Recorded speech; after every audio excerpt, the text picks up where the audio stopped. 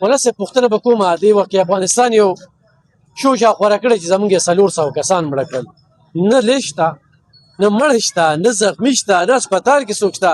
خو دې وخت کې انډیا او اسرائیل پکې خپل یو چال روان کړی. څنګه ګورئ دې ته؟ بسم الله الرحمن الرحیم. د ټول نړۍ تاسو ډېر شکریا جی چې په دې حواله سره تاسو خبرې کوي. نو خبره دار چې زموږ افغانستان سره چې کوم ډیورن لاین دی دا یو ډېر وسیع وریز بارډر دی او د دې چې کوم دی حفاظت زموږ د لپاره ډېر زیات اهم دی. هر سړی چې کوم دی د خپل ځان حفاظت دا لازم ګڼي. نو زموږ سرحد چې کوم دی دا ډېر لوی سرحد دی او موږ چې کوم دی دا یو خو انډیا ده، بل خو افغانستان نه خطر ده د دهشتګردۍ باره کې.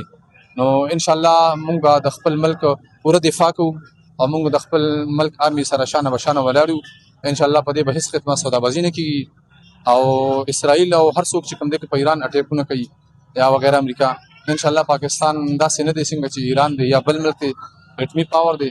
الحمدلله پوره صلاحیت لري په ایشیا کې او پټاپ دی. ان شاء الله الحمدلله زموږ ملک نو هیڅ قسمه خطره ان شاء الله زموږ نشته. باقي دا او وار دا د میډیا دور دی، میډیا وار دی، ټول چې کوم دی کنفرم نیوز نشته او دا دروغ پروپاګاندا دي چې اس پی آر ورته وایي چې تاسو دهشتګردو سرپرستی پرېږدئ او موږ ته حواله کړئ. زموږ تاسو ورولي دی او هر څه زموږ آرمي کوي، خو چونکې زموږ د خپل ملک په دغه باندې هیڅ قسمه کمپرومایز نه برداشت کوي او ان شاء الله د خپل ملک د لپاره به موږ د خپل آرمي مخکې ولاړ یو او ان شاء الله العزیز په دې باندې به هیڅ قسمه سمجوته زموږ د ملک په امن او امان باندې نه کیږي.